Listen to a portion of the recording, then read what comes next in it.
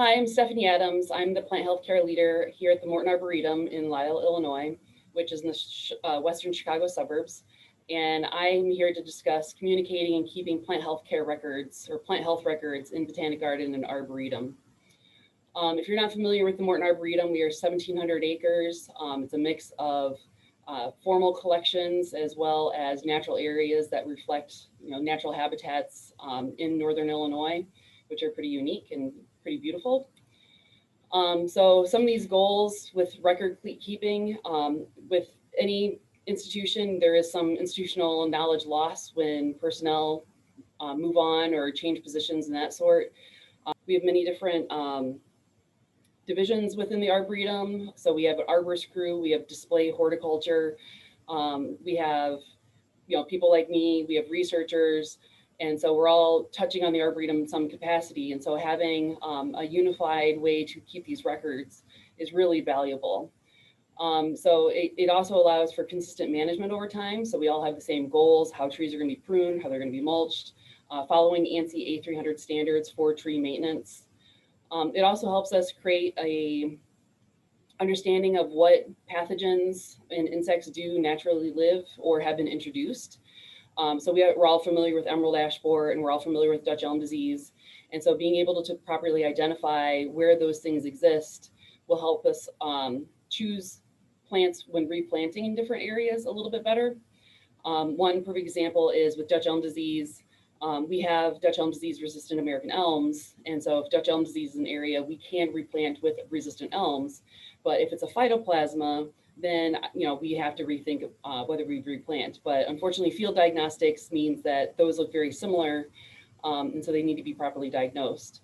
But all these information need to be put together, or best put together into this one format so people can see what is the history of this area and how that kind of leads to other decisions. And it also helps us evaluate the performance of individual specimens.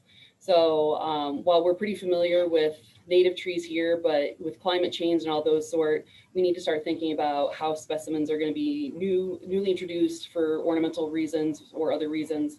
And can we get those to perform to the best of their capabilities, and what does that look like? In the last year, I've been doing a lot of research trying to find good software in order to help me manage this kind of information.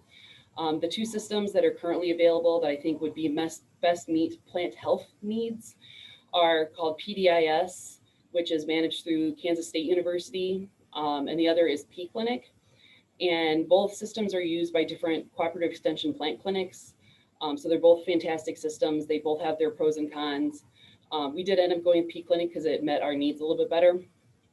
And the nice thing is you can take all of these records, all the diagnostics that I do clinical diagnostics. So I do the culturing of Dutch elm disease or verticillium to verify that is actually what's occurring. And so then I'm able to put this into the system in a way that for our accession plants, people, any of the horticulturists or Dr. Donnelly can look up, hey, I found this tree with this accession number. Is there anything reported on that? They can plug it into the system on their own and see, okay, this is the history behind that tree. We're still developing this. We're still kind of piecing all the many different pieces together. So it's a work in progress, but this is a nice first step. Even to the detail of, if we know that there's a weird pocket of something odd happening in, S59, we are on a grid system here. So somebody can put in a grid system and say, okay, in this area, these things are happening. And so it also helps us give better ideas. The really neat thing and the really fortunate thing is that both these systems, you can export the data into a CSV file. And so that can be imported into our home system, our Brahms system, which keeps all of our record keeping for all of our collections. It has planting and where it was purchased, where the seeds were collected, when it was removed and those sort. And so it's really nice that these two systems can communicate together. I don't mess with Brahms very much because that is on a whole different scale of things. But it's nice that these two systems are able to work together. So when I'm asked to come out, and this is a current thing that I'm working on, I was been asked to come out and look at some of our natural areas and kind of ask, why are white and red oaks dying specifically? And being able to look at those patterns and think about water drainage change. We do tiling to help with water issues, this, that, and the other. But being able to see these bigger patterns over time will help build this story of what is maybe happening here and how can we mitigate it and help these trees cope with these stressors. So one of my current projects is looking at these bigger patterns and how we manage different areas of the arboretum differently and how it kind of maybe affect trees down, kind of downstream metaphorically. And being able to see these patterns will help tie those stories all together really nicely. This is going to be an ongoing project. I just started in this position of June in 2020, so nothing has been normal since then. So it's been a really great learning process, talking to the many kind of heads of managers and many of the different divisions around the Arboretum, and them just telling me the stories of, oh yeah, in that area we did this. And so it really helps build that, and we can put this into the greater database.